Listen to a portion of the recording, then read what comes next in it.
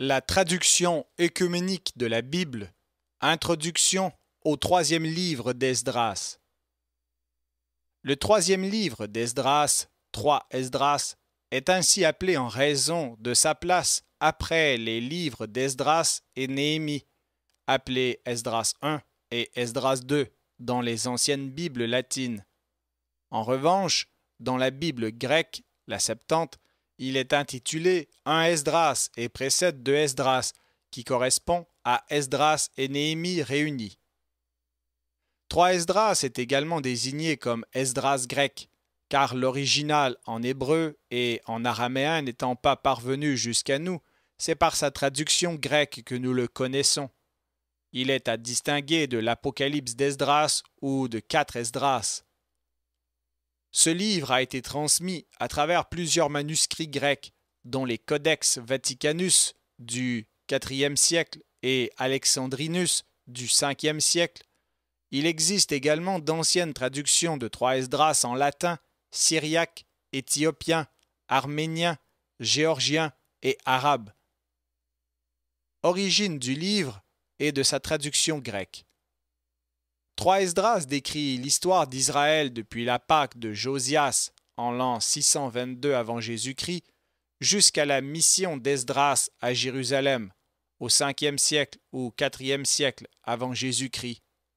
Le livre présente des similitudes avec divers livres canoniques. Le chapitre 1 est à peu près parallèle aux 2 chapitres finaux de 2 Chroniques 35 et 36. Les chapitres 2 et 5, 7 à 9, 55 sont parallèles à Esdras 1 à 10 et Néhémie 7, 72 à 8, 13, avec quelques différences dans le détail, tandis que les chapitres 3, 1 à 5, 6 sont propres à 3 Esdras. Concernant l'histoire de la rédaction, 2 hypothèses s'affrontent. Selon la première, 3 Esdras serait un fragment de l'ancienne version grecque des livres des Chroniques et d'Esdras-Néhémie. Le fragment qui n'aurait pas comporté les épisodes sur la reconstruction des murailles de Néhémie 1 à 7 accordait peu d'importance au personnage de Néhémie. Quant au début et à la fin de 3 Esdras, il pourrait signifier qu'une partie de l'ouvrage original a été perdue. La deuxième hypothèse, en revanche, soutient l'antériorité des Chroniques et d'Esdras-Néhémie. L'auteur de 3 Esdras aurait repris l'ensemble des récits d'Esdras, y ajoutant un préambule issu des Chroniques et un épisode final relatant la lecture solennelle de la loi dans Néhémie. Dans sa rédaction actuelle en grec, le texte pourrait dater du IIe siècle avant Jésus-Christ, alors que l'original sémitique, aujourd'hui disparu, aurait été rédigé au IIIe siècle avant Jésus-Christ. L'histoire des 3 pages du roi Darius, chapitre 3, 1 au chapitre 5, 6, est totalement autonome et n'a aucun parallèle dans la Bible hébraïque. Elle viendrait d'une autre source, peut-être perse. Son intégration dans 3 Esdras ne semble pas être due au traducteur grec. Au point de départ, il y avait sans doute un récit païen, peut-être en langue araméenne, qu'un juif aurait adapté en faisant de l'un des pages de Darius un juif destiné à reconstruire le temple de Jérusalem, Zorobabel, selon chapitre 4, verset 13. Il présente plusieurs parallèles avec Daniel 1 à 6 et est connu de Flavius Joseph. L'auteur. Le traducteur grec de 3 Esdras, présumé d'origine égyptienne, aurait œuvré vers la fin du IIe siècle avant Jésus-Christ. Certains spécialistes l'identifient avec l'auteur de 2 Maccabées, voire 2 Maccabées 2.23, ou avec le traducteur grec de Daniel. En tout cas, ce n'est pas le même que celui du livre Esdras-Néhémie. Par rapport à Esdras-Néhémie, 3 Esdras comporte beaucoup de variantes pour les noms propres, dont la transcription grecque a été conservée ici. Les plus connus ont cependant été maintenus dans la transcription la plus usuelle, par exemple Josias, et les toponymes hébraïques ont été substitués à ceux du grec. Réception du livre. À une date difficile à préciser et pour des motifs inconnus, Esdras-Néhémie a supplanté 3 Esdras dans le judaïsme. Cependant, à la fin du 1er siècle après Jésus-Christ, l'historien Flavius Joseph reprend 3 Esdras dans les Antiquités juives comme source principale. Les chrétiens ont à l'origine mieux reçu 3 Esdras que Esdras-Néhémie. Plusieurs pères de l'Église tels Cyprien, Clément d'Alexandrie, Athanase, Jean Chrysostome, Basile de Césarée, Ambroise, Augustin, Grégoire de Nazianze, non seulement y font référence, mais le considèrent comme un livre canonique, dont ils citent surtout le passage sur l'éloge de la vérité, chapitre 4, versets 34 à 41. Vers l'an 394, Jérôme traduit Esdras-Néhémie et omet 3 Esdras. À partir de là, les pères latins cessent de citer 3 Esdras. À leur suite, aussi bien les catholiques que les protestants le délaissent, se contentant de le mettre parfois en annexe de leur Bible, voir la Vulgate clémentine, la Bible de Luther et la version King James. En revanche, les pères grecs continuent de s'y référer et, après eux, les églises orthodoxes. Considérées comme deutérocanoniques, 3 Esdras se trouvent dans toutes les Bibles orthodoxes sous des titres différents. Esdras A en grec, 2 Esdras en slavon, 2 Esdras en éthiopien, 1 Esdras dans les Bibles arméniennes et syriaques. Composition. À l'exception notable du récit des 3 pages de Darius, 3 Esdras comprend des textes parallèles à 2 Chroniques et à Esdras-Néhémie, mais il les organise, semble-t-il, autour des 3 figures de Josias, Zorobabel et Esdras sur une période dominée par 3 rois perses, Cyrus, de 591 à 529 avant Jésus-Christ, Darius, 522 à 486 avant Jésus-Christ, et Artaxerxès Ier Longue-Main, de 464 à 424 avant Jésus-Christ, lequel est confondu avec Artaxerxès II Mnémon, de 404 à 359 avant Jésus-Christ. Chapitres 1 et 2, Josias et l'échec de ses successeurs. Chapitres 3 à 7, le rôle de Zorobabel. Chapitres 8 à 9, le succès de la restauration d'Esdras. Chronologie. La répartition des passages parallèles des livres des chroniques d'Esdras et de Néhémie à l'intérieur de 3 Esdras reflète la continuité narrative du livre, mais ne rend pas suffisamment compte des difficultés chronologiques. Le récit se plaît à mêler des époques différentes ou à les mettre en parallèle.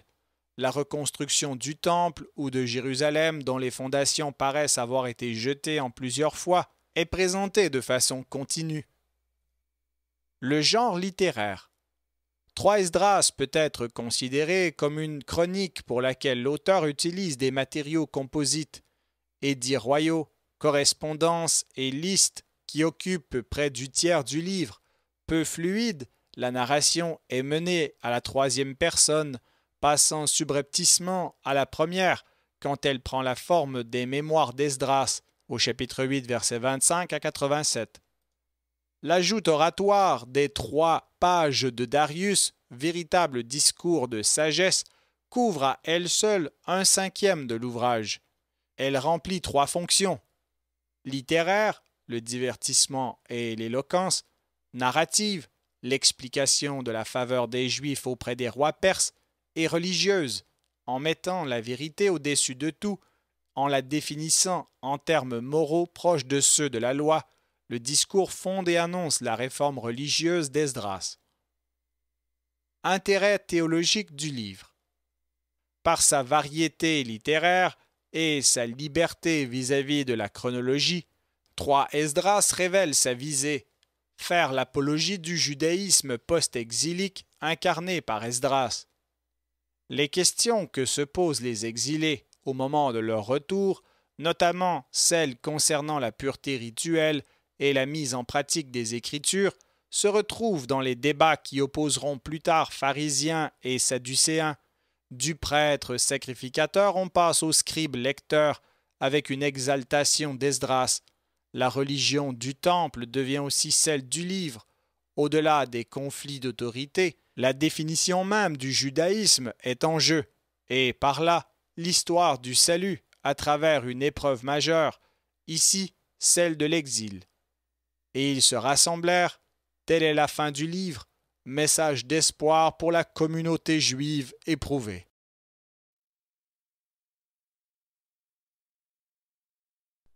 Esdras, chapitre 1. Josias et l'échec de ses successeurs. La Pâque au temps de Josias. Josias célébra la Pâque à Jérusalem pour son Seigneur. Il sacrifia la Pâque au 14e jour du premier mois. Après avoir établi les prêtres pour le service quotidien avec leurs vêtements dans le temple du Seigneur, il dit aux Lévites, servants du temple d'Israël, de se sanctifier pour le Seigneur et de placer l'arche sainte du Seigneur dans la maison construite pour le roi Salomon, fils de David. Ce ne sera pas à vous de la prendre sur vos épaules. Et maintenant, célébrez le culte du Seigneur votre Dieu et servez son peuple, Israël. Faites les préparatifs par clan et par tribu, conformément à l'écrit de David, roi d'Israël, et à la grandeur de son fils Salomon. Tenez-vous dans le temple selon la répartition de vos pères, vous les Lévites, qui êtes devant vos frères, les fils d'Israël. Par votre rang, sacrifiez la Pâque, préparez les sacrifices pour vos frères, et faites la Pâque selon l'ordre du Seigneur donné à Moïse. Josias fit don au peuple qui se trouvait là de 30 000 agneaux et chevreaux, ainsi que de 3 000 veaux. Ces dons furent pris sur les biens royaux, selon une promesse faite au peuple, aux prêtres et aux Lévites. Chilkias, Zacharias et Uzuel, préfets du temple, donnèrent aux prêtres pour la Pâque 2600 moutons et 3000 veaux. Et Yéconias, Samaïas et Nathanaël, son frère, ainsi que Asabias, Okiel et Yoram, les chefs de milliers, donnèrent aux Lévites pour la Pâque 5000 moutons et 700 veaux. Et voici ce qui fut fait. Les prêtres et les Lévites se tinrent dignement avec les pains sans levain, selon les tribus et selon la répartition des pères, devant le peuple, pour les offrir au Seigneur, comme il est écrit dans le livre de Moïse, et de même le lendemain matin. Ils firent rôtir la Pâque sur le feu comme il convenait. Ils firent bouillir les sacrifices dans les casseroles et les marmites avec une bonne odeur, et ils en apportèrent à tous ceux du peuple. Ensuite, ils firent les préparatifs pour eux-mêmes et pour les prêtres, leurs frères, fils d'Aaron, car les prêtres offraient les graisses jusqu'à une heure tardive, et les Lévites firent les préparatifs pour eux-mêmes et pour les prêtres, leurs frères, fils d'Aaron. Les chantres, fils d'Asaph, étaient à leur poste, selon l'ordre de David, ainsi qu'Asaph, Zacharias et Édinous, auprès du roi, et les portiers à chaque entrée. Il n'était permis à aucun d'entre eux de quitter son service du jour, puisque leurs frères, les Lévites, avaient fait les préparatifs pour eux. Le rite du sacrifice du Seigneur fut accompli ce jour-là de façon à conduire la Pâque et à offrir les sacrifices sur l'autel du Seigneur, selon l'ordre du roi Josias. Les fils d'Israël qui se trouvaient là, à ce moment, célébrèrent la Pâque et la fête des pains sans levain pendant 7 jours. Une Pâque semblable n'avait pas été célébrée en Israël depuis le temps du prophète Samuel, et aucun roi d'Israël n'avait conduit une Pâque semblable à celle que célébra Josias, ainsi que les prêtres, les Lévites, les Judéens et tout Israël, les gens qui se trouvaient là dans leur demeure à Jérusalem. C'est dans la 18e année du règne de Josias que fut célébrée cette Pâque. Les actes de Josias, dont le cœur était rempli de piété, furent trouvés justes devant son Seigneur.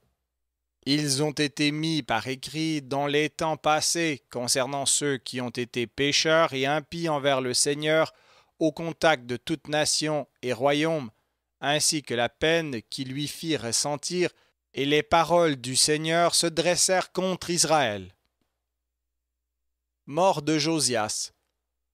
Après toute cette action de Josias, il arriva que le Pharaon, roi d'Égypte, suscita une guerre à Carchemish, sur l'Euphrate, et Josias sortit à sa rencontre. Le roi d'Égypte envoya des messagers pour lui dire « Qu'y a-t-il entre nous, roi de Judée? Ce n'est pas contre toi que j'ai été envoyé par le Seigneur Dieu, car c'est sur l'Euphrate qu'est ma guerre. Aujourd'hui le Seigneur est avec moi, et le Seigneur qui est avec moi est pressant. Éloigne-toi et ne t'oppose pas au Seigneur. » Josias ne fit pas faire demi-tour à son char, mais il cherchait à guerroyer contre le Pharaon, et il ne prêta pas attention aux propos que le prophète Jérémie avait reçus de la bouche du Seigneur. Mais il l'attaqua dans la plaine de Megiddo, et les chefs descendirent contre le roi Josias. Le roi dit à ses serviteurs « Éloignez-moi du combat, car j'ai été grièvement touché. » Aussitôt ses serviteurs l'éloignèrent durant de bataille, et il monta sur son deuxième char. Une fois transporté à Jérusalem, il passa de vie à trépas, et fut enseveli dans le tombeau de ses pères. Dans toute la Judée on observa le deuil de Josias, et le prophète Jérémie composa sur lui des lamentations, et ceux qui siègent au premier rang, avec les femmes, se lamentèrent sur lui jusqu'à ce jour. On publia qu'il en serait toujours ainsi pour toute la descendance d'Israël. L'histoire de ces événements est décrite dans le livre des rois de Judée et celle de l'action de Josias, sa gloire, son intelligence dans la loi du Seigneur, ses actes précédents et les actes de maintenant est détaillée dans le livre des rois d'Israël et de Juda. Successeur de Josias jusqu'à la déportation à Babylone. Les gens du pays prirent Jéconia, fils de Josias, et le désignèrent comme roi à la place de Josias son père, alors qu'il était âgé de 23 ans. Il régna en Juda et à Jérusalem pendant 3 mois, et le roi d'Égypte le déchut de sa royauté à Jérusalem, et imposa à la nation un tribut de 100 talents d'argent et d'1 talent d'or. Le roi d'Égypte désigna Joachim, son frère, comme roi de Judée et de Jérusalem. Joachim fit enchaîner les grands du royaume et, prenant avec lui son frère Zarios, l'emmena hors d'Égypte. Joachim avait 25 ans lorsqu'il régna sur la Judée et Jérusalem. Il fit ce qui est mal devant le Seigneur, mais contre lui monta Nabuchodonosor, roi de Babylone, qui l'attacha par une chaîne de bronze pour le déporter à Babylone. Nabuchodonosor prit une part des objets sacrés du Seigneur, les emporta et les déposa dans son temple à Babylone. L'histoire de Joachim, celle de son impureté et de son impiété, est écrite dans le livre des Chroniques des rois. Son fils Joachim régna à sa place. Quand il fut désigné, il avait 18 ans. Il régna 3 mois et 10 jours à Jérusalem. Il fit ce qui est mal face au Seigneur, et à la fin de l'année Nabuchodonosor envoya une expédition et l'emmena à Babylone en même temps que les objets sacrés du Seigneur. Nabuchodonosor désigna Sédécias comme roi de Judée et de Jérusalem. Sédécias avait 21 ans. Il régna 11 ans. Il fit ce qui est mal devant le Seigneur, et il n'eut pas honte des paroles prononcées par le prophète Jérémie, reçues de la bouche du Seigneur. Après avoir prêté serment au roi Nabuchodonosor par le nom du Seigneur, il se parjura et se révolta. Endurcissant sa nuque et son cœur, il transgressa les lois du Seigneur Dieu d'Israël. les chefs du peuple et des prêtres firent des impiétés et iniquités plus nombreuses que toutes les impuretés de toutes les nations, et ils souillèrent le temple du Seigneur consacré à Jérusalem. Le Dieu de leur père leur envoya un rappel par son messager, parce qu'il voulait les épargner, eux et sa tante. Mais eux raillaient ces messagers. Le jour où parla le Seigneur, ils étaient en train de se moquer de ses prophètes, jusqu'à ce que, irrité contre sa nation à cause de son impiété, le Seigneur ordonne que montent contre eux les rois des Chaldéens. Ceux-ci tuèrent leurs jeunes gens par l'épée tout autour du Saint-Temple, et ils n'épargnèrent ni le jeune homme, ni la jeune fille, ni le vieillard, ni le plus jeune que le Seigneur livra tous entre leurs mains. Ils prirent tous les objets sacrés du Seigneur, les grands et les petits, ceux de l'arche du Seigneur, les dépôts royaux, et les emportèrent à Babylone.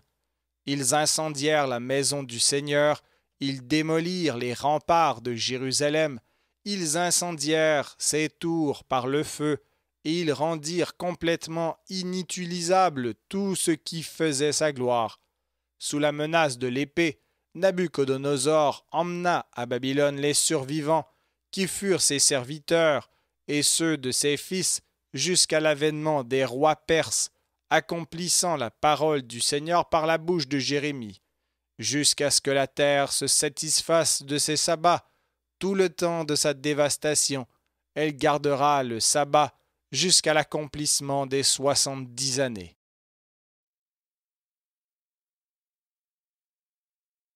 « 3 Esdras, chapitre 2 L'édit de Cyrus. La première année de Cyrus, roi des Perses, pour accomplir la parole du Seigneur par la bouche de Jérémie, le Seigneur éveilla l'esprit de Cyrus, roi des Perses, qui fit publier dans tout son royaume une proclamation, en même temps qu'un écrit, pour dire « Ainsi parle Cyrus, roi des Perses. C'est moi qu'a désigné comme roi du monde le Seigneur d'Israël, le Seigneur Très-Haut, et il m'a signifié de lui construire une maison à Jérusalem, en Judée. Si l'un de vous provient de sa nation, que son Seigneur soit avec lui, qu'il monte à Jérusalem, en Judée, et qu'il y bâtisse la maison du Seigneur d'Israël. Ce Seigneur qui a planté sa tente à Jérusalem, que tous ceux qui habitent en ces lieux apportent leur aide en or, en argent, en dons divers, chevaux, bétail et autres offrandes votives pour le temple du Seigneur à Jérusalem. Lorsque se présentèrent les chefs des clans de la tribu de Juda et de Benjamin, les prêtres et les Lévites et tous ceux dont le Seigneur avait éveillé l'esprit pour monter à Jérusalem y bâtir la maison pour le Seigneur, leurs voisins les aidèrent en tout, argent et or, chevaux et têtes de bétail, offrandes votives, autant que purent en faire les nombreuses personnes dont l'intelligence fut éveillée. Le roi Cyrus fit retirer les objets sacrés du Seigneur que Nabuchodonosor avait emportés de Jérusalem et déposés dans sa maison d'idole. Après les avoir fait retirer, Cyrus, roi de Perse, les confia à Mithridate, son trésorier, par l'entremise duquel ils furent confiés à Shebassar, prince de Judée.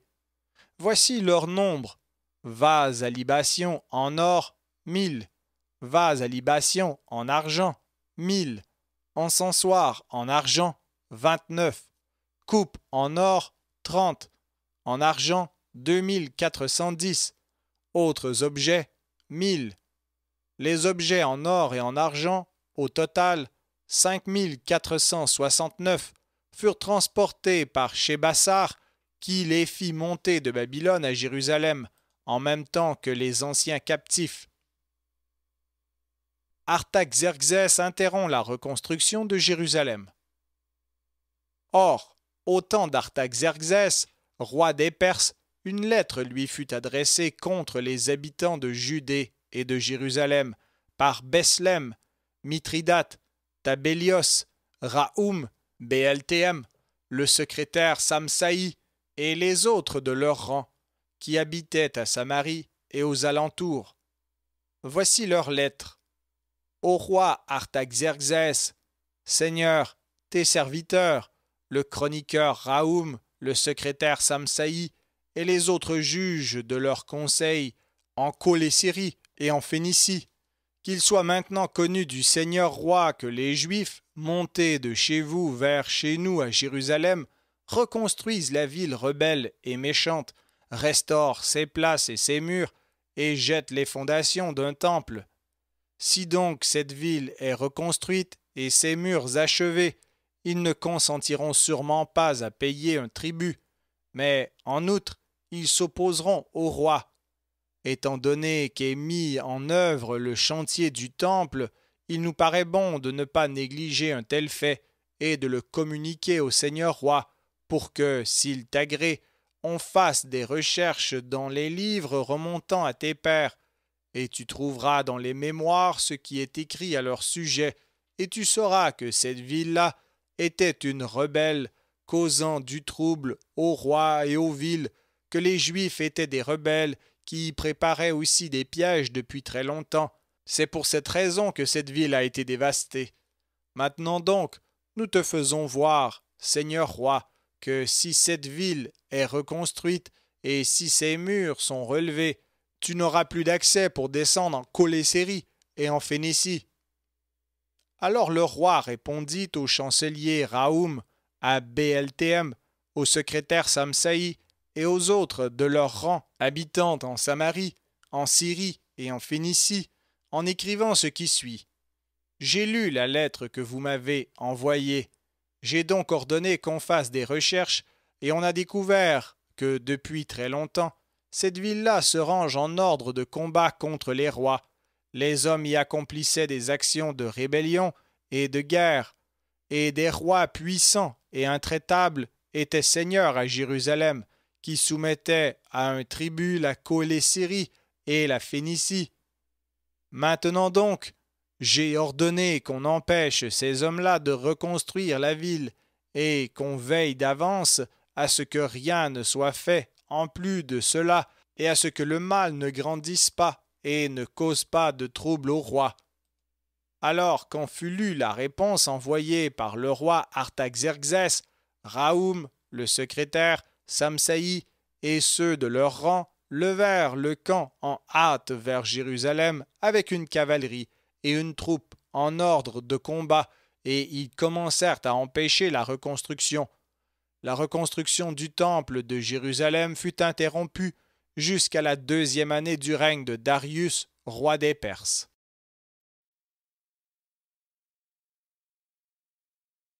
Esdras, chapitre 3. Le rôle de Zorobabel, le pari des pages. Le roi Darius fit un grand festin pour tous ses sujets, tous les gens de son palais, tous les grands de Médie et de Perse, tous les satrapes, les généraux et les gouverneurs qui, de l'Inde jusqu'à l'Éthiopie, administraient sous ses ordres les 127 satrapies. Ils mangèrent et burent, puis partirent rassasiés. Le roi Darius, quant à lui, partit dans sa chambre et se coucha jusqu'à son réveil. Alors les 3 pages, les gardes du corps qui veillent sur la personne du roi, se dirent entre eux que chacun d'entre nous propose une seule maxime qui l'emportera sur les autres. Celui dont la parole paraîtra plus sage que celle des autres recevra du roi Darius de grands cadeaux et un grand prix pour sa victoire. Il se vêtira de pourpre, boira dans de la vaisselle d'or, couchera sur un lit d'or, il aura un char avec des harnais d'or, une tiare de lin fin et un collier à son cou. Il siégera comme second après Darius en raison de sa sagesse et sera nommé parent de Darius. Ils écrivirent chacun une maxime, qu'ils scellèrent et déposèrent sous l'oreiller du roi Darius. Lorsque le roi se réveilla, dirent-ils, on lui remettra l'écrit, et celui dont le roi et les 3 grands de Perse jugeront la maxime la plus sage, la victoire lui sera attribuée comme c'est écrit. L'un avait écrit le vin est le plus fort. L'autre, le roi est le plus fort. Le troisième, les femmes sont les plus fortes, mais la vérité emporte la victoire sur tout. Lorsque le roi se réveilla, on prit l'écrit et on le lui remit. Après l'avoir lu, il convoqua par messagers tous les grands de Perse et de Médie, les satrapes, les généraux, les gouverneurs et les hauts dignitaires. Il les fit asseoir dans la salle du trône et on donna lecture de l'écrit en leur présence. Puis il dit, appelez les pages, qu'ils expliquent eux-mêmes leurs maximes. On les appela, ils vinrent, et on leur dit, informez-nous sur ce qui est écrit. La force du vin. Celui qui avait affirmé la force du vin prit la parole en premier et parla ainsi. Messire, comment le vin est-il ce qu'il y a de plus fort? Il égare la pensée de tous les hommes qui le boivent. Il exerce la même influence sur la pensée du roi et sur celle de l'orphelin, de l'esclave et de l'homme libre, du pauvre et du riche. Toute pensée, il la change en réjouissance et en joie. Il fait oublier toute peine et toute dette. Il enrichit tous les cœurs. Il fait oublier le roi ou le satrape et fait parler chacun par exagération. On oublie lorsqu'on boit qu'on est lié d'amitié avec des amis et des frères, et on est prompt à tirer l'épée. Et lorsqu'on a cuvé son vin, c'est encore lui qui fait oublier ce que l'on a fait. Mais sire, le vin n'est-il pas le plus fort, puisqu'il contraint à se comporter ainsi? Et sur ces mots, il se tut.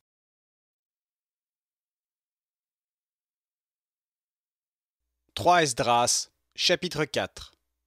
La force du roi. Le second, celui qui avait affirmé la force du roi, prit la parole. Mais sire, les hommes ne sont-ils pas les plus forts, eux qui dominent la terre, la mer et tout ce qui s'y trouve? Or le roi est le plus fort.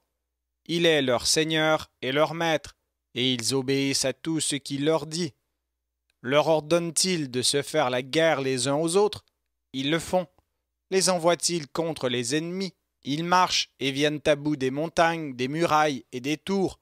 Ils tuent et se font tuer, sans transgresser la parole du roi. S'ils sont vainqueurs, ils apportent tout au roi, ce qu'ils ont pillé et tout le reste. Quant à ceux qui ne servent pas comme soldats et ne font pas la guerre, mais cultivent la terre, ils moissonnent ce qu'ils ont semé pour, à leur tour, le verser au roi. Chacun contraint son voisin à verser les impôts au roi. C'est lui le seul et l'unique. S'il dit de tuer, on tue. Il dit de pardonner, on pardonne. Il dit de frapper, on donne des coups. Il dit de dévaster, on dévaste. Il dit de bâtir, on bâtit. Il dit de couper, on coupe. Il dit de planter, on plante. Tout son peuple et ses forces armées obéissent. De plus, pendant que lui est à table, mange, boit et dort, les autres veillent en cercle autour de lui, sans qu'aucun puisse partir vaquer à ses propres occupations et lui désobéir. Mais sire, comment le roi ne serait-il pas le plus fort, puisqu'il est obéi de la sorte? Là-dessus, il se tut. La force des femmes. Le troisième, celui qui avait parlé des femmes et de la vérité, c'était Zorobabel, prit la parole. Mais sire, le roi n'est-il pas grand, les hommes ne sont-ils pas nombreux, et le vin n'est-il pas fort? Eh bien, qui est leur maître, et qui est leur seigneur? Ne sont-ce pas les femmes? Ce sont les femmes qui ont enfanté le roi, et tout le peuple qui est seigneur de la mer et de la terre. C'est d'elles qu'ils sont nés.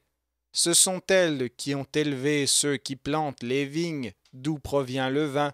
Ce sont elles qui font les vêtements des hommes, elles qui font la gloire des hommes. Les hommes ne peuvent exister sans les femmes.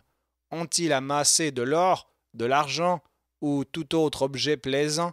S'ils aperçoivent une seule femme qui soit belle par son physique et par sa beauté, ils laissent tout et restent bouche bée devant elle.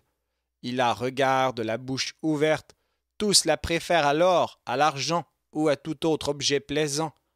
L'homme abandonne son père qui l'a élevé et son pays, et il s'attache à sa femme. Auprès de sa femme, il s'abandonne et en oublie son père, sa mère et son pays. Par là, vous devez reconnaître que les femmes vous dominent. Ne vous donnez-vous pas de la peine, ne vous éreintez-vous pas pour tout donner et tout apporter aux femmes. L'homme prend son épée, sort par les grands chemins pour voler, pratiquer le brigandage et naviguer sur la mer et les fleuves. Il brave le lion, marche dans les ténèbres, et quand il a volé, dépouillé, détroussé, il rapporte tout à celle qu'il aime. L'homme chérit sa femme plus que son père ou sa mère. Combien, par désespoir, ont perdu la raison à cause des femmes, ou sont devenus esclaves à cause d'elles? Combien ont péri, ont échoué, ont péché à cause des femmes? Maintenant, ne me croyez-vous pas? N'est-il pas vrai que le roi jouit d'une grande autorité et que tous les pays se gardent bien de toucher à sa personne? Je l'observais avec Apmé, la concubine royale, fille de l'illustre Bartacos, assise à la droite du roi. Elle ôtait le diadème de la tête du roi et le plaçait sur la sienne, tout en donnant au roi des tapes de la main gauche. De plus, le roi la regardait bouche bée. Chaque fois qu'elle lui sourit, il rit, et quand elle s'irrite contre lui, il la caresse pour qu'elle se réconcilie avec lui. Mais sire, quelle n'est pas la force des femmes, puisqu'elles agissent ainsi? Alors le roi et les grands se regardèrent les uns les autres. La force de la vérité. Puis Zorobabel se mit à parler de la vérité. Mais sire, les femmes ne sont-elles pas fortes? Grande est la terre, élevé le ciel, rapide en sa course le soleil, qui parcourt le cercle de la voûte céleste et revient à son lieu propre en un seul jour. N'est-il pas grand celui qui fait cela? La vérité aussi est grande et plus forte que tout. La terre entière invoque la vérité, le ciel la bénit, toutes les œuvres connaissent secousses et tremblements. Il n'y a avec lui rien d'injuste. Injuste est le vin, injuste le roi, injuste les femmes, injuste tous les fils des hommes, injuste toutes leurs œuvres et toutes les choses de ce genre. Il n'y a pas de vérité en eux, et dans leur injustice ils périront. En revanche, la vérité demeure, elle est éternellement forte, elle vit et l'emporte pour les siècles des siècles. Il n'y a chez elle aucun favoritisme, aucune discrimination. Elle fait ce qui est juste, loin de tous les injustes et les méchants. Tous approuvent ses œuvres, et il n'y a rien d'injuste dans son jugement. À elle la force, l'insigne royal, le pouvoir et la grandeur de tous les siècles. Béni soit le Dieu de la vérité. Et il cessa de parler. Tout le peuple alors s'exclama, ils dirent, grande est la vérité, c'est elle la plus forte. Darius permet la reconstruction de Jérusalem et le retour des exilés. Le roi dit à Zorobabel, demande ce que tu veux, au-delà même de ce qui est écrit, nous te le donnerons, puisque tu as été reconnu le plus sage, et tu siégeras à mon côté et seras appelé mon parent.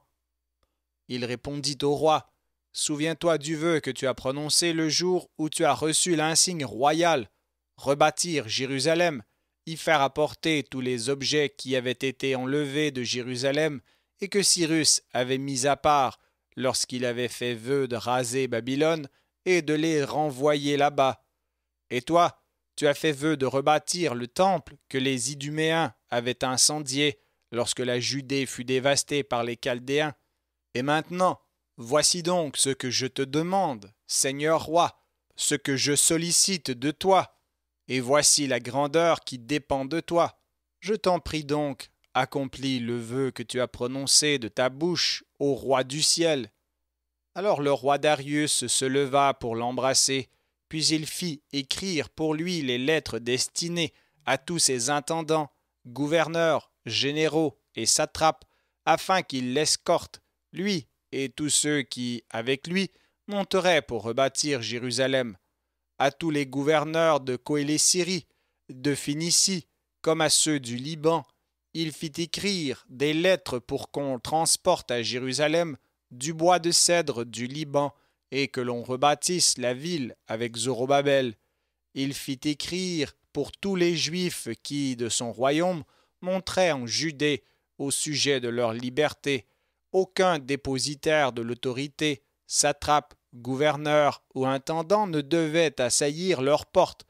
Tout le pays dont ils se rendraient maîtres leur appartiendrait, exempt de tribut. Les Iduméens évacueraient les villages des Juifs dont ils s'étaient rendus maîtres. Pour la construction du temple, 20 talents seraient donnés chaque année jusqu'à ce qu'il soit reconstruit.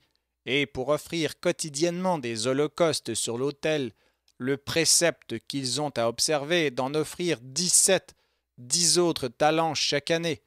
Tous ceux qui de la Babylonie prendraient la route pour fonder à nouveau la ville jouiraient de la liberté, ainsi que leurs enfants et tous les prêtres qui feraient la route.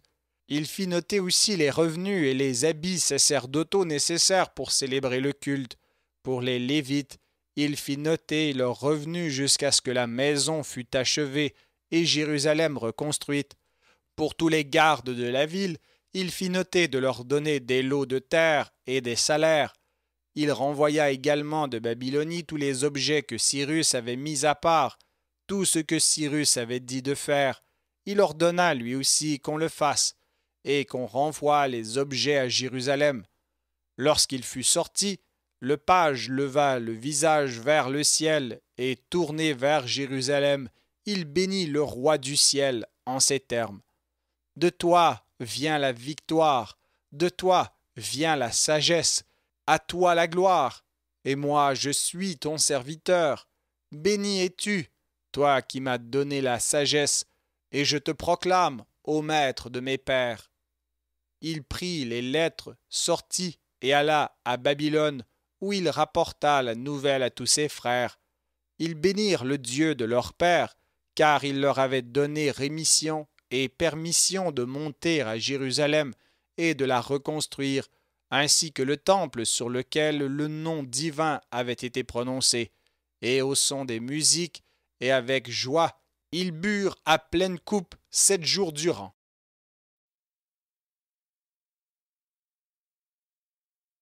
Esdras, chapitre 5.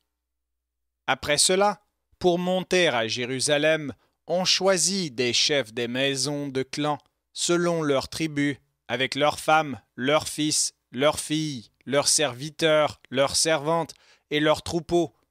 Darius envoya avec eux 1000 cavaliers jusqu'à ce qu'il les ait raccompagnés à Jérusalem dans la paix, au son des musiques, des tambours et des flûtes.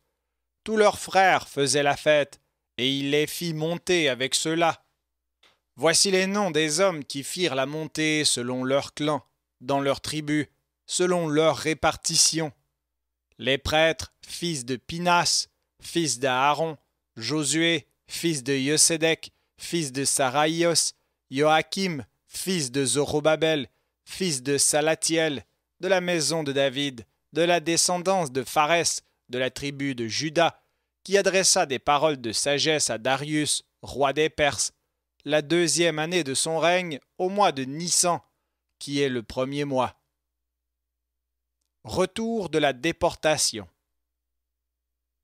Et voici ceux de Judée qui montèrent de la captivité, de l'exil, après avoir été déportés en Babylonie par Nabuchodonosor, roi de Babylone, et qui retournèrent à Jérusalem et dans le reste de la Judée, chacun dans sa ville. Ils vinrent avec Zorobabel, Josué, Néhémie, Zaraïos, Ressaïos, Enénis, Mardoché, Béelsar, Aspharassos, Borolios, Rohimos et Baana, qui marchaient en tête. Nombre de ceux de la nation avec ceux qui étaient à leur tête. Les fils de Phoros, 2172. Les fils de Saphat, 372. Les fils d'Aréé, 756. Les fils de Fahat Moab, jusqu'aux fils de Yézus et de Joab, 2812. Les fils d'Olam, 1254. les fils de Zatos, 945, les fils de Chorbé, 705, les fils de Bani, 648, les fils de Bebaï, 623, les fils d'Asgad, 1322, les fils d'Adonikam, 667, les fils de Bagoi, 2066, les fils d'Adin, 454, les fils d'Ater, le fils d'Ézéchias, 902, les fils de Kilan et d'Azétas, 67, les fils d'Azuros, 432, les fils de Anias, 101, les fils d'Arom, les fils de Besaï, 323, les fils d'Ariphos, 112, les fils de Baïtérus, 3005, les fils de Bethléem, 123, ceux de Netopha, 55, ceux d'Anatoth, 158, ceux de Beth Azmavet, 42, ceux de Kiriath Yearim, 25, ceux de Képhira et de Béhéroth, 743, les Chadiaz et les Amidiens, 422, ceux de Rama et de Géva, 621, ceux de Macalon, 122, ceux de Bethel et de Haï, 52, les fils de Niphis, 156, les fils de l'autre Calamo et d'Onus, 725, les fils de Jéricho, 345, les fils de Sénaa, 3330. Les prêtres, les fils de Yédos, le fils de Josué jusqu'au fils d'Anassib, 972, les fils de Méros, 1052, les fils de Phasouros, 1247, les fils de Carmé, 1017, les Lévites, les fils de Josué, de Cadmiel, de Banos et de Soudios, 74, les chantres, les fils d'Azaph, 128, les portiers, les fils de Saloum, les fils d'Attar, les fils de Tolman, les fils d'Akoub, les fils de Hathéta, les fils de Sobaï, le tout 139, les servants du temple, les fils d'Ésaü, les fils de Asipha, les fils de Tabaoth, les fils de Kéras, les fils de Soua, les fils de Phadaïos, les fils de Labana, les fils de Agaba, les fils de Akoub, les fils d'Outa, les fils de Kétab, les fils de Agaba, les fils de Subaï, les fils de Hanan, les fils de Katoua, les fils de Gedour, les fils de Yaïros, les fils de Daïsan, les fils de Noéba, les fils de Chasseba, les fils de Gazéra, les fils d'Ozios, les fils de Phinoé, les fils d'Azara, les fils de Bestaï, les fils d'Azana, les fils de Maani, les fils de Naphissi, les fils d'Akouf, les fils de Ashiba, les fils de Assour, les fils de Pharakim, les fils de Bassalot, les fils de Mééda, les fils de Kouta, les fils de Charéa, les fils de Barchous, les fils de Sérar, les fils de Tomoï, les fils de Nassi, les fils de Hatifa, les fils des serviteurs de Salomon, les fils de Asaphiot, les fils de Farida, les fils de Yéhéli, les fils de Lozon, les fils d'Isdaël, les fils de Safuti, les fils d'Egia, les fils de Phacaret Sabieh, les fils de Sarotier, les fils de Massias, les fils de Gas, les fils d'Adous, les fils de Soubas, les fils d'Aphéra, les fils de Barodi, les fils de Saphat, les fils d'Amon, tous les servants du temple et les fils des serviteurs de Salomon, 372. Voici ceux qui sont montés de Tel Méla et de Tel Archa, avec à leur tête Sharahat, Adam et Amar, et qui n'ont pas pu faire connaître que leur clan et leur lignée étaient d'Israël.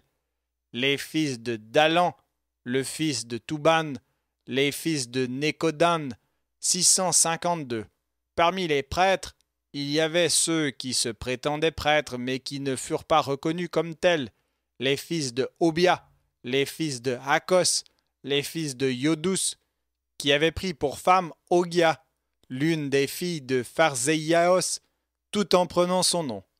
Comme leur généalogie avait été cherchée dans le registre et n'y avait pas été trouvée, ils furent écartés du sacerdoce. Néhémie et Atharias leur dirent de ne pas avoir part aux choses saintes, jusqu'à ce que se lève un grand prêtre revêtu de manifestation et de vérité. Au total, ils étaient, Israël, celles et ceux âgés de plus de 12 ans, excepté les serviteurs et les servantes, 42 360. Leurs serviteurs et servantes, 7 307.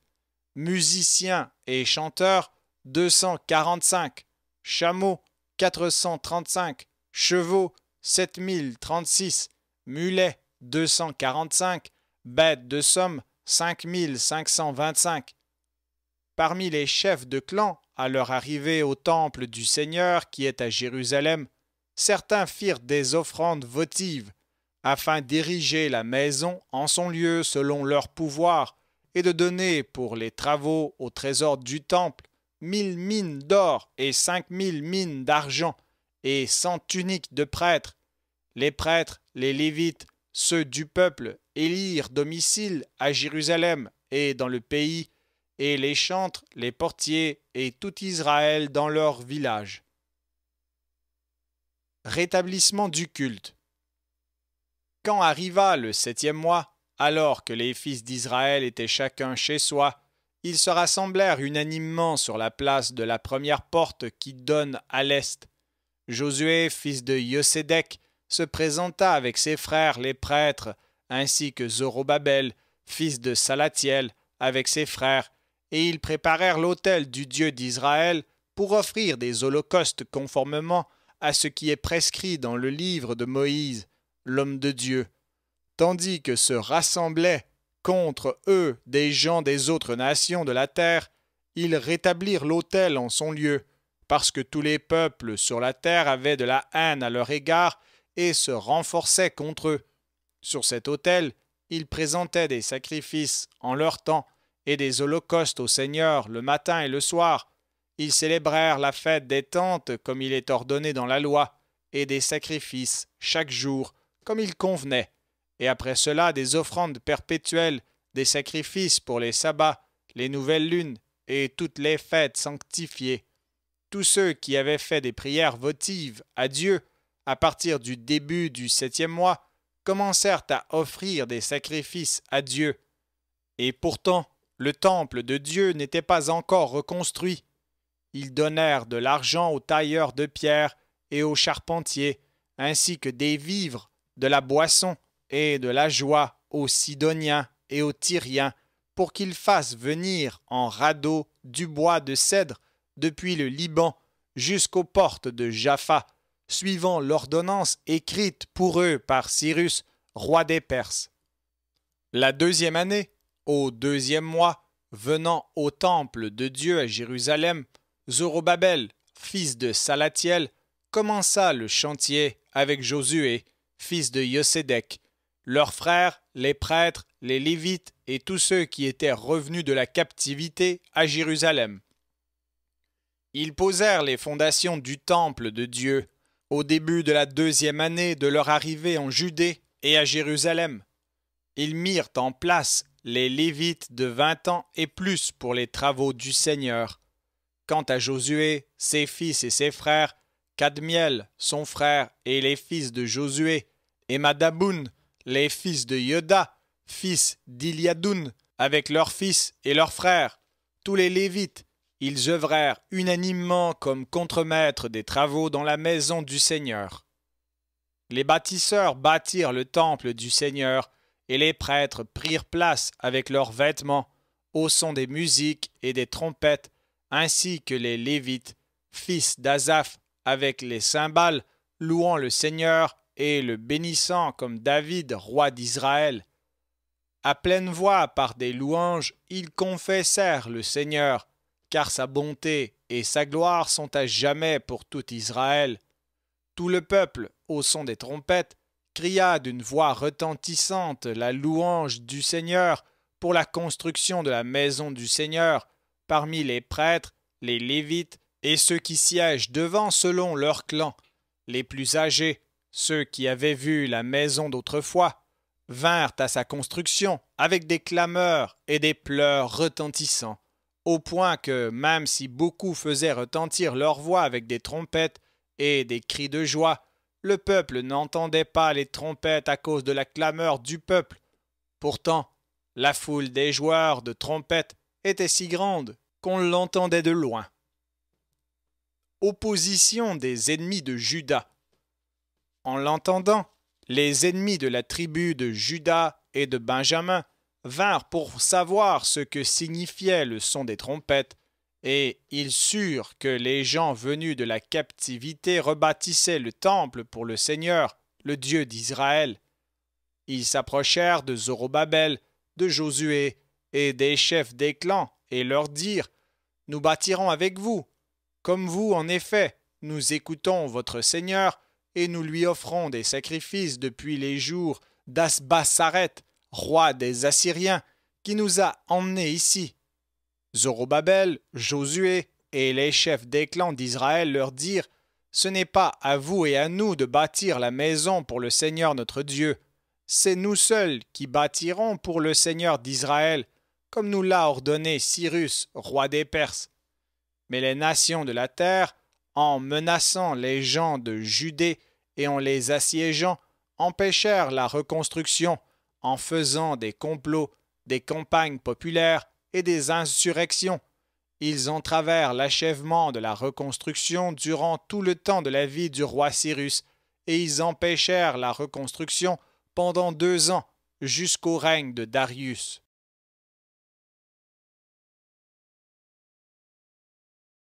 Esdras, chapitre 6. Construction de la maison du Seigneur. Or, la 2e année du règne de Darius, les prophètes Agé et Zacharie, fils de Hédi, prophétisèrent sur les Juifs qui étaient en Judée et à Jérusalem au nom du Seigneur Dieu d'Israël qui était sur eux. Alors Zorobabel, fils de Salatiel, et Josué, fils de Yosédek, se levèrent et se mirent à bâtir la maison du Seigneur à Jérusalem avec eux. Il y avait les prophètes du Seigneur qui les aidaient. En même temps, Sisinès, gouverneur de Syrie et de Phénicie, et Satrabousanès, ainsi que leurs collègues, vinrent vers eux et leur dirent : « Qui vous a donné l'ordre de bâtir cette maison et d'achever ce toit et tout le reste ? Qui sont les bâtisseurs qui achèvent cela ? » Après cette inspection, les anciens des Juifs qui avaient été en captivité reçurent une grâce du Seigneur. On n'empêcha pas la construction jusqu'à ce que l'affaire les concernant soit signalée et communiquée à Darius. Copie de la lettre qu'écrivirent et envoyèrent à Darius Sisinès, gouverneur de Syrie et de Phénicie, et Satrabousanès, ainsi que leurs collègues, les chefs de Syrie et de Phénicie. Au roi Darius, salut, que tout soit connu de notre Seigneur le roi. Nous sommes allés dans le pays de Judée et parvenus à la ville de Jérusalem. Nous avons surpris les anciens des Juifs qui étaient en captivité, en train de construire au Seigneur, dans la ville de Jérusalem, une maison grande, neuve, avec des pierres polies et des bois précieux placés dans les murs. Ces travaux se font avec zèle. Le travail avance bien entre leurs mains et s'achève de façon glorieuse et scrupuleuse.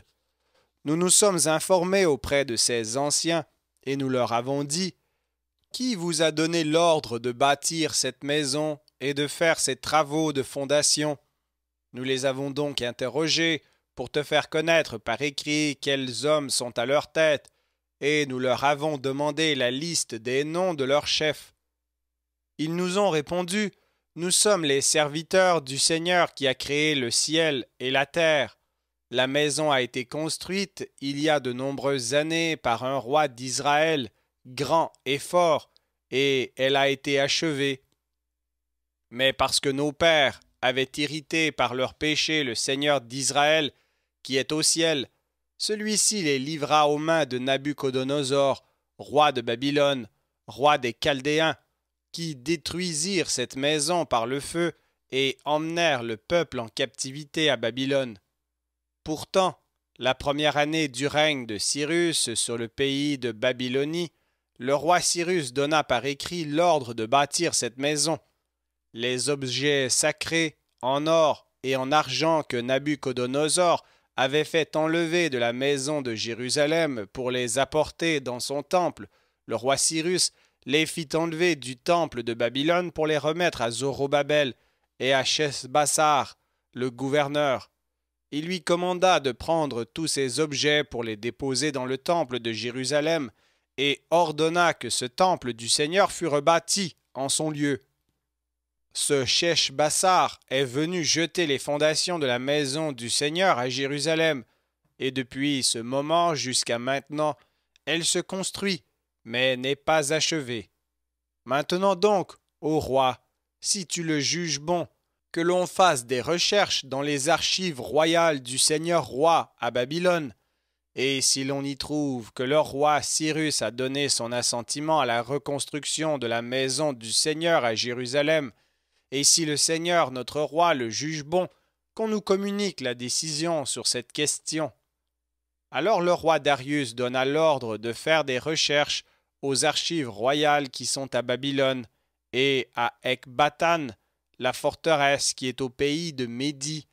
On trouva un tome où était mentionné: la première année du règne de Cyrus, le roi Cyrus a donné l'ordre de reconstruire la maison du Seigneur à Jérusalem, là où l'on sacrifie par le feu perpétuel.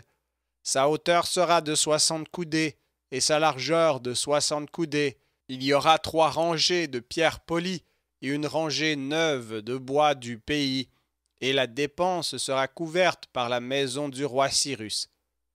Les objets sacrés de la maison du Seigneur, en or et en argent, que Nabuchodonosor avait enlevés de la maison qui est à Jérusalem et emportés à Babylone, seront replacés dans la maison qui est à Jérusalem, en les mettant à la place qui était la leur. Alors il donna à Sisinès, gouverneur de Syrie, et de Phénicie, ainsi qu'à Satrabousanès, à leurs collègues et aux chefs détachés en Syrie et en Phénicie, l'ordre de se tenir scrupuleusement à l'écart du lieu et de laisser le serviteur du Seigneur, Zorobabel, gouverneur de la Judée, et les anciens des Juifs reconstruire cette maison du Seigneur en son lieu.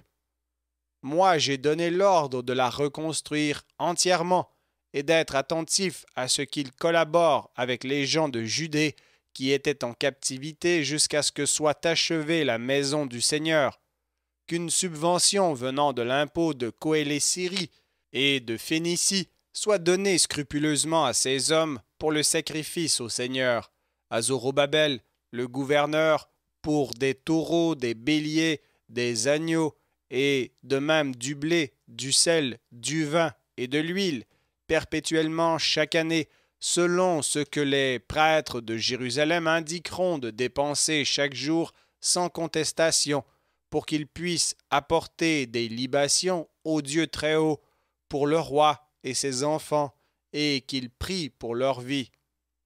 Il donna un ordre concernant quiconque transgresserait un point de ce qui avait été prononcé précédemment et précisé par écrit, ou le tiendrait pour nul, qu'on prenne une pièce de bois chez lui, qu'on l'y pende et que ses biens deviennent possession royale. Pour cette raison, puisse le Seigneur, dont le nom est invoqué là, faire disparaître tout roi et toute nation qui étendra sa main pour empêcher ou endommager cette maison du Seigneur qui est à Jérusalem. Moi, le roi Darius, j'ai décrété qu'il soit fait ainsi scrupuleusement.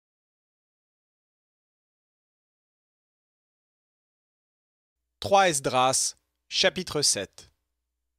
Alors, Sisinès, gouverneur de Coëlé-Syrie et de Phénicie, Satrabousanès et leurs collègues, suivirent les ordres donnés par le roi Darius et présidèrent aux travaux du temple en collaborant plus scrupuleusement avec les anciens et les chefs religieux des Juifs.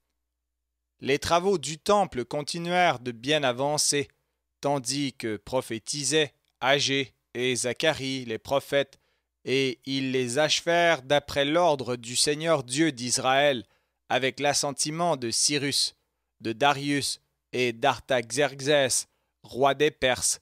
La maison sainte fut achevée jusqu'au 23e jour du mois d'Adar, la 6e année du roi Darius.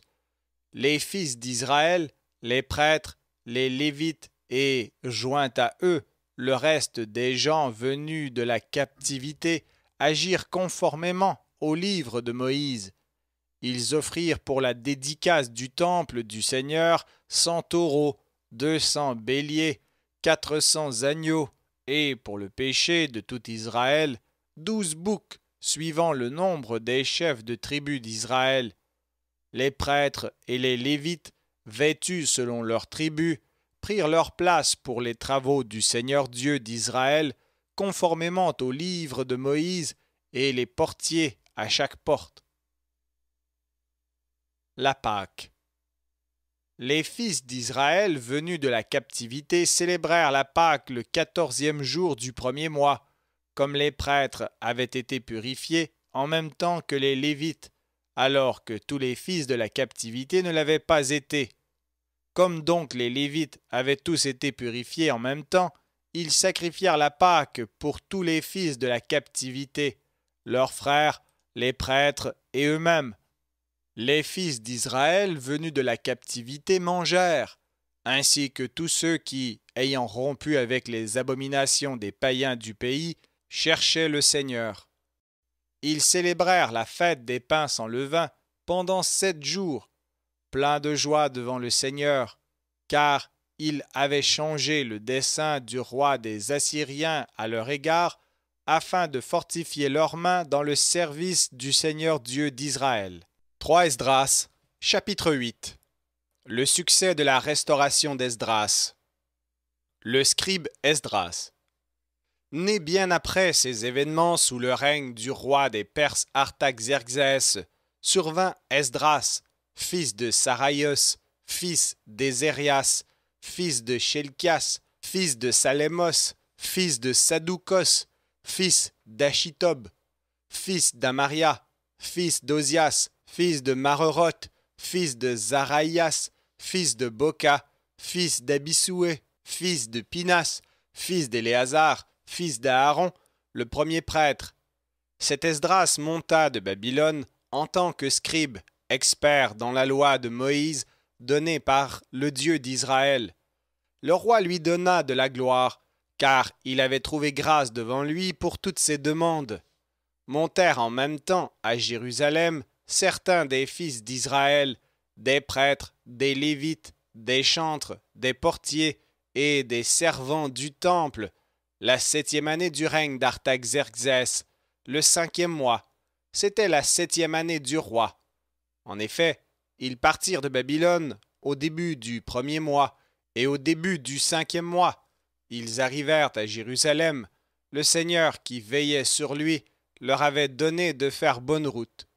Esdras, en effet, embrassait un grand savoir, lui permettant de ne rien omettre des prescriptions tirées de la loi du Seigneur et de ses commandements, afin d'enseigner à tout Israël tous les jugements et préceptes du droit. La lettre d'Artaxerxès. Or, parvint l'ordre écrit qu'adressa le roi Artaxerxès à Esdras, prêtre et lecteur de la loi du Seigneur, et dont voici la copie. Le roi Artaxerxès à Esdras, prêtre et lecteur de la loi du Seigneur, salut. Jugeant avec humanité, moi, j'ai ordonné que ceux de la nation des Juifs qui le veulent et le préfèrent, les prêtres, les Lévites, et ceux de mon royaume, aillent avec toi à Jérusalem.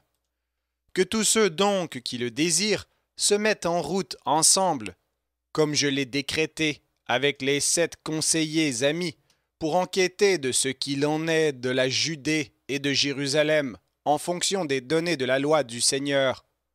Au Seigneur d'Israël à Jérusalem, ils porteront des présents, ce que j'ai offert, moi, avec mes amis, ainsi que tout l'or et l'argent qu'on trouvera dans la région de Babylone.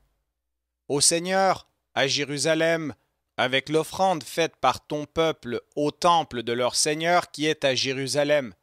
Ils rassembleront aussi l'or et l'argent pour l'achat de taureaux, de béliers, d'agneaux et tout le nécessaire.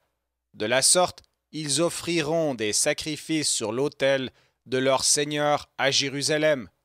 Tout ce que vous voudrez faire, toi et tes frères, avec l'or et l'argent, accomplis-le suivant la volonté de ton Dieu. Les objets sacrés du Seigneur qui te seront donnés pour les besoins du temple de ton Dieu qui est à Jérusalem, et le reste de ce qui t'échouera pour les besoins du temple ton Dieu, tu le donneras sur le trésor royal. Moi, le roi Artaxerxès, j'ai donné l'ordre à tous les trésoriers de Syrie et de Phénicie de donner scrupuleusement tout ce que fera demander Esdras, le prêtre et lecteur de la loi du Dieu Très-Haut, jusqu'à 100 talents d'argent, et de même jusqu'à 100 cors de blé, 100 mesures de vin et du sel en abondance, tout ce qui est conforme à la loi de Dieu, qu'on l'exécute scrupuleusement pour le Dieu Très-Haut, pour éviter la colère sur le royaume du roi et de ses fils. De plus, il vous est dit que sur aucun des prêtres, des lévites, des chantres, des portiers, des servants, et ceux œuvrant dans le temple, il ne doit y avoir de tribut ni d'impôt, et qu'aucune autorité ne doit les soumettre à l'imposition. Quant à toi, Esdras, de par la sagesse de ton Dieu, désigne des juges et des magistrats, qui rendent la justice dans toute la Syrie et la Phénicie, à tous ceux qui connaissent la loi de ton Dieu. À ceux qui ne la connaissent pas, tu la leur enseigneras. Tous ceux qui transgressent la loi de ton Dieu et la loi du roi seront scrupuleusement punis, soit par la mort, soit par un châtiment, ou par une amende en argent, ou par un emprisonnement. Béni soit le Seigneur, et lui seul, qui a mis ses idées au cœur du roi, afin de glorifier sa maison qui est à Jérusalem, et qui m'a honoré devant le roi, ses conseillers, tous ses amis et les grands de son royaume. Alors moi, je fus affermi par l'assistance du Seigneur mon Dieu, et j'ai rassemblé des hommes d'Israël pour monter avec moi.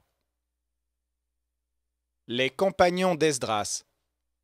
Voici ceux qui, marchant en tête, selon leur clan et leur répartition, montèrent avec moi de Babylone, dans le royaume du roi Artaxerxès, des fils de Pinas, Garsomos, des fils de Yétamaros, Gamélos, des fils de David, Hattus, fils de Shekenia, des fils de Phoros, Zacharias, et avec lui, d'après le registre, 150 hommes, des fils de Fahat Moab, Eliaonias, fils de Zaraïas, et avec lui 200 hommes, des fils de Zatoès, Sechénias, fils de Yezélos, et avec lui 300 hommes, des fils de Adinos, Ben Ionatos, et avec lui 250 hommes, des fils de Élam, Yesias, fils de Gotolios, et avec lui 70 hommes, et des fils de Saphatias,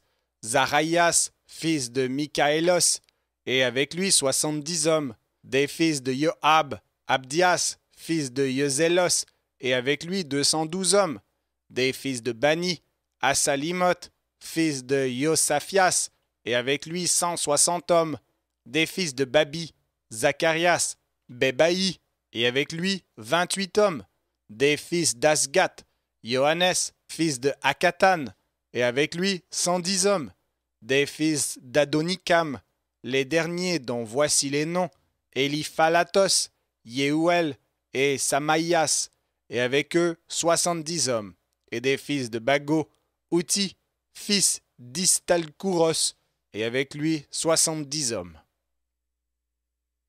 Voyage d'Esdras à Jérusalem. Je l'ai rassemblé près du fleuve appelé Théra, et nous campâmes là 3 jours. Je l'ai considéré attentivement.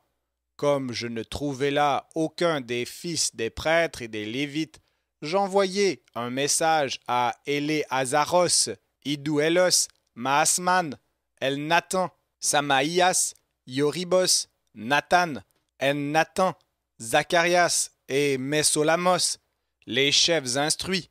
Je leur dis de se rendre auprès d'Adaïos, chef de la localité du trésor, en leur commandant de parler à Adaïos, à ses frères et aux trésoriers de la localité, afin de nous envoyer des personnes qui officieraient comme prêtres dans la maison de notre Seigneur. Ils nous amenèrent, grâce à la main puissante de notre Seigneur, des hommes instruits parmi les fils de Moholi, fils de Lévi, fils d'Israël, Asebébias, ses fils et ses frères, 18, Asébias, Anounos et son frère Osaïas, parmi les fils de Chanounaïos, ainsi que leurs fils, 20 hommes, et parmi les servants du temple que David et les chefs avaient donnés pour le travail des Lévites, 220 servants, dont tous les noms figuraient sur la liste. Je proclamai là un jeûne pour les jeunes gens devant notre Seigneur, afin de rechercher la faveur, de cheminer sans encombre, nous et nos enfants qui étaient avec nous, ainsi que notre bétail, car j'avais honte de demander au roi des fantassins, des cavaliers et une escorte avancée pour nous protéger de ceux qui s'opposeraient à nous. En effet, nous avions dit au roi, la force de notre Seigneur sera avec ceux qui l'espèrent en toute droiture. À nouveau, nous priâmes notre Seigneur à ce sujet, et nous le trouvâmes favorable. Je pris à part 12 hommes parmi les chefs des prêtres, ainsi que Sérébias et Asabias, et avec eux 10 hommes parmi leurs frères. Je leur pesai l'argent, l'or et les objets sacrés de la maison de notre Seigneur qu'avait offert le roi lui-même, ses conseillers, les grands de son royaume et tout Israël. Après les avoir pesés, je leur remis 650 talents d'argent, des objets d'argent pour 100 talents, 100 talents d'or, 20 coupes d'or et 12 objets de bronze brillants d'un bronze de bon aloi, beau comme l'or. Et je leur dis, vous aussi, vous êtes consacrés au Seigneur. Ces objets sont consacrés et l'argent et l'or sont une offrande volontaire au Seigneur, le Seigneur de nos pères. Veillez à les garder jusqu'à ce que vous les remettiez aux chefs des prêtres et des Lévites et aux chefs de clans d'Israël, à Jérusalem et dans les salles de la maison de notre Seigneur. Les prêtres et les Lévites prirent l'argent, l'or et les objets qui devaient être à Jérusalem et les apportèrent dans le temple du Seigneur. Nous levâmes le camp du fleuve Téra le 12 du premier mois et arrivâmes à Jérusalem grâce à la main puissante de notre Seigneur au-dessus de nous. Sur la route, il nous délivra de tout ennemi, et nous arrivâmes à Jérusalem.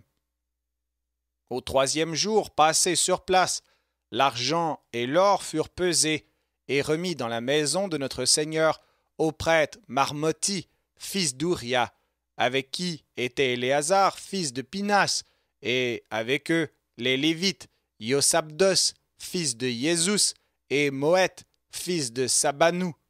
Nombre, poids, tout y était, et le poids total fut consigné par écrit à ce moment-là. Ceux qui étaient revenus de captivité offrirent en sacrifice à Dieu, le Seigneur d'Israël, 12 taureaux pour tout Israël, 96 béliers, 72 agneaux, 12 boucs pour le salut, le tout en sacrifice pour le Seigneur. Puis ils transmirent les ordonnances du roi aux intendants du roi et aux gouverneurs de Coëlé-Syrie et de Phénicie, et ils couvrirent de gloire la nation et le temple du Seigneur.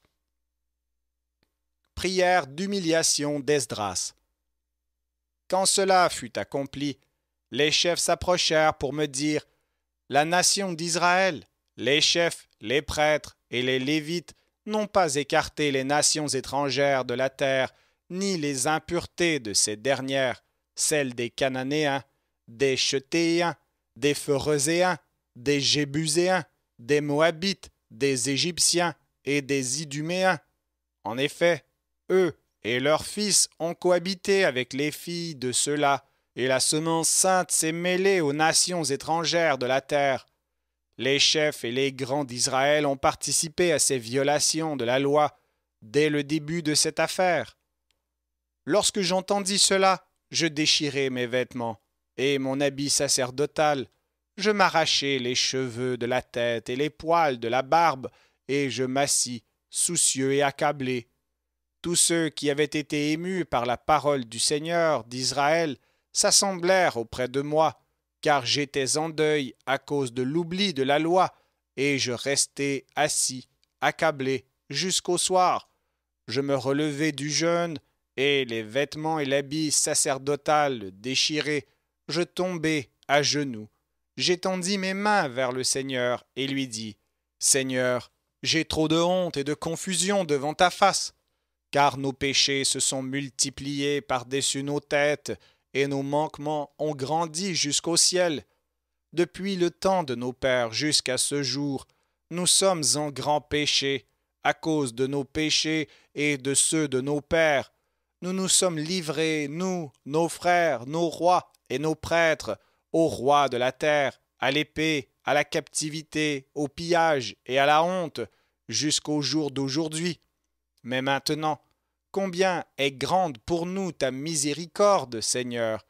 Il nous est resté une racine et un nom dans le lieu de ta sainteté, pour révéler notre lumière dans la maison de notre Seigneur. Celui-ci nous a donné une nourriture au moment de notre servitude.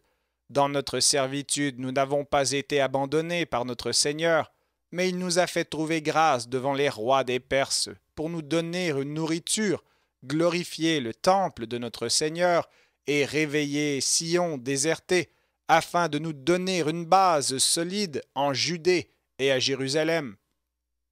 Maintenant, que dire, Seigneur, avec cela, car nous avons transgressé tes ordonnances, que par la main de tes serviteurs les prophètes tu as données en ces termes. La terre où vous entrez pour en hériter est une terre souillée, souillée par les étrangers de la terre. Ils l'ont remplie de leurs impuretés. Maintenant ne faites pas cohabiter vos filles avec leurs fils, et ne prenez pas leurs filles pour vos fils. Vous ne chercherez pas tout le temps à avoir la paix avec eux, afin que vous deveniez forts, que vous mangiez des biens de la terre, et que vous les laissiez en héritage à vos fils à jamais. Tout ce qui nous est advenu, c'est à cause de nos mauvaises actions et de nos grands péchés. Car toi, Seigneur, tu as allégé nos péchés, et nous as donné une racine, la voici. Mais, à nouveau, nous avons reculé et transgressé ta loi pour nous mêler à l'impureté des nations de la terre. T'es-tu irrité contre nous pour nous détruire jusqu'à ne laisser de nous ni racine, ni semence, ni nom? Seigneur d'Israël, tu es vrai, car il reste de nous une racine en ce jour même. Nous voici maintenant face à toi, avec nos violations de la loi. Il n'est pas possible, en effet, de tenir encore devant toi dans ces conditions. Renvoi des femmes étrangères. Comme Esdras priait et célébrait Dieu en pleurant, prosterné devant le temple, un très nombreux groupe venu de Jérusalem se rassembla auprès de lui, hommes, femmes et jeunes gens, car il y avait beaucoup de pleurs dans la foule. Alors Jéconia, fils de Jéhélos, des fils d'Israël, prit la parole et dit à Esdras, « C'est nous qui avons péché contre le Seigneur en cohabitant avec des femmes étrangères parmi les nations de la terre. Maintenant, il y a un espoir pour Israël, qu'à présent on nous fasse jurer devant le Seigneur de renvoyer toutes nos femmes issues des étrangers avec leurs enfants, suivant votre jugement, à toi et à tous ceux qui obéissent à la loi du Seigneur. Lève-toi et fais-le, car l'affaire te regarde, et nous sommes avec toi pour agir avec force. » Esdras se leva et fit jurer les chefs de tribus des prêtres et des Lévites de tout Israël de faire ainsi, et ils jurèrent.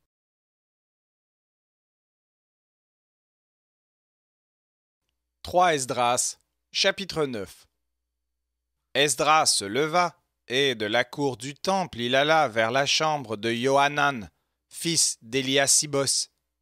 Il y séjourna sans prendre de pain ni boire d'eau, car il était dans le deuil à cause des grandes iniquités de la foule. Il y eut une proclamation dans toute la Judée et à Jérusalem, à l'adresse de tous les gens venus de la captivité pour qu'ils se rassemblent à Jérusalem. Quiconque ne viendrait pas dans les 2 ou 3 jours, suivant le jugement des anciens qui siègent au premier rang, verrait tout son bétail réservé au temple et lui-même serait exclu de la foule de la captivité. Ceux de la tribu de Juda et de Benjamin se rassemblèrent dans les 3 jours à Jérusalem. C'était le 20e jour du 9e mois. Toute la foule siégea ensemble sur la place du temple, tremblant à cause du mauvais temps qui sévissait. Esdras se leva et leur dit : « Vous avez fait ce qui est contraire à la loi, et vous avez cohabité avec des femmes étrangères pour ajouter un péché à Israël. Maintenant, en le célébrant, rendez gloire au Seigneur Dieu de nos pères, et faites sa volonté. Séparez-vous des nations de la terre et des femmes étrangères. » Toute la foule s'exclama et dit d'une voix forte : « Nous ferons comme tu as dit. » Mais la foule est nombreuse, et c'est la saison des pluies. Nous n'avons pas la force de nous tenir en plein air, nous n'y arrivons pas. En outre, ce n'est pas pour nous l'affaire d'un jour ou 2, car nous avons davantage péché en cette matière. Mais que les chefs de la foule se tiennent là, et que tous ceux qui ont domicile parmi nous et qui ont des femmes étrangères viennent en temps voulu, avec, dans chaque lieu, les anciens et les juges, jusqu'à ce que la colère du Seigneur se détourne de nous au sujet de cette affaire. Jonatas, fils d'Azéelos, et Josias, fils de Tokanos, s'en chargèrent, et Mosolamos, Lévi et Sabataïos furent arbitres avec eux. Les gens venus de la captivité firent tout cela. Le prêtre Esdras se choisit des hommes, des chefs de clans, tous nommément désignés, et ils siégèrent ensemble au début du 10e mois pour examiner l'affaire. Et on en eut fini avec les hommes qui avaient pris avec eux des femmes étrangères au début du 1er mois. Liste des coupables. Parmi les prêtres rassemblés, on trouva ceux qui avaient pris des femmes étrangères. Parmi les fils de Jésus, fils de Yosédek, et ses frères, Masséas, Éléazaros, Yoribos et Yodanos. Ils s'engagèrent de la main à renvoyer leurs femmes et à offrir des béliers en expiation de leur ignorance. Parmi les fils d'Émer, Ananias, Zabdaïos, Manès, Sémaïos, Yiel et Azarias. Parmi les fils de Phaïsour, Élionaïs, Massias, Ismaélos, Nathanaélos, Okidélos et Saltas. Parmi les Lévites, Josabdos, Seméïs, Colios, c'est-à-dire Calitas, Pataïos, Oudas et Johannas. Parmi les chantres, Eliasibos, Bakouros. Parmi les portiers, Salumos et Tolbanès. Quant à Israël, parmi les fils de Phoros, Yermas, Yesias, Malchias, Miaminos, Éléazaros, Azibias et Banaïas. Parmi les fils d'Élam, Mathanias, Zacharias, Yezrielos, Obadios, Yeremoth et Elias. Parmi les fils de Zamoth, Eliadas, Eliasimos, Otonias, Yarimoth, Sabatos et Zerdaïas. Parmi les fils de Bébaï, Johannes, Ananias, Zabdos et Emmatis. Parmi les fils de Mani, Olamos, Mamoukos, Yedaïos, Yasubos, Asaélos et Yoremoth. Parmi les fils de Hadi, Naatos, Moosias, Lacunos, Naïdos, Bekaspamus, Sestéel, Balnuos et Manasséas. Les fils de Hanan, Élionas, Asaïas, Melchias, Sabaïas et Simon Chosamaios. Parmi les fils de Assom, Maltanaïos, Mattathias, Sabanaius, Eliphalat, Manasses et Semei. Parmi les fils de Baani, Jérémias, Modios, Maéros, Yuel, Madmaï, Pédias, Anos, Carabasion, Eliasibos, Mamnitanaïmos, Eliasis, Banus, Elialis, Someis, Sélémias, Nathanias. Parmi les fils d'Ezora, Cécis, Ezril, Azaélos, Samatos, Zambri, Yosepos.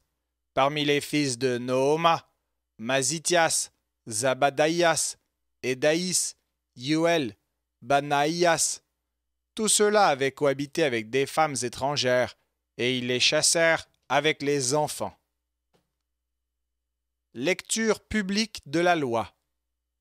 Les prêtres, les Lévites et les gens d'Israël élurent domicile à Jérusalem et dans le pays. Au début du 7e mois, une fois les fils d'Israël dans leur domicile, toute la foule se rassembla, unanime, sur la place devant la porte du temple qui donne à l'est. Et ils dirent à Esdras, le grand prêtre et lecteur, d'apporter la loi de Moïse transmise par le Seigneur Dieu d'Israël. Le grand prêtre Esdras apporta la loi à toute la foule, hommes et femmes, et à tous les prêtres pour qu'ils entendent la loi au début du 7e mois.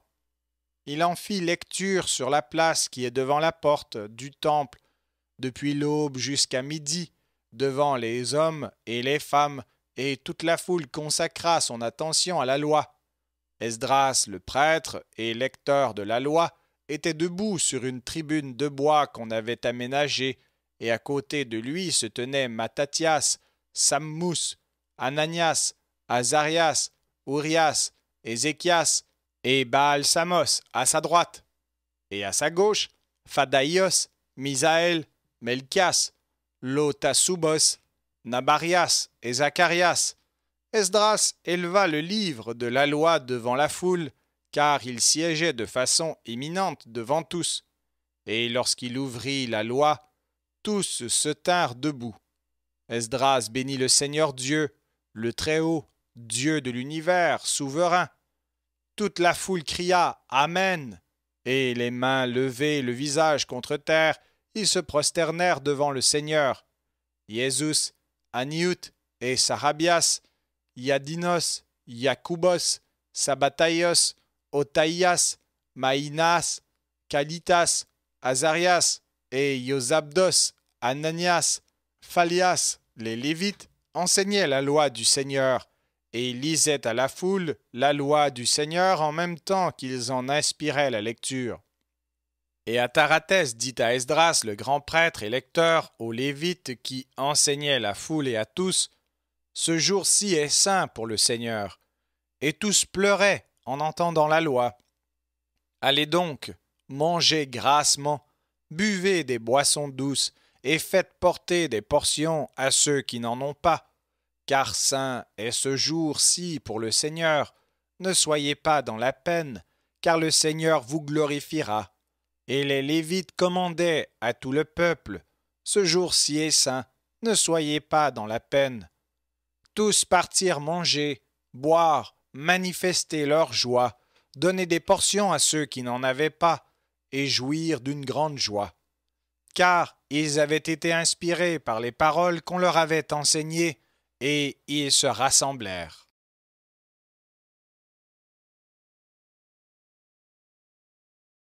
Merci d'avoir écouté cet enregistrement. N'hésitez pas à le partager. Il vous est également possible de télécharger gratuitement la version MP3 sur le site Un Héros dans le net.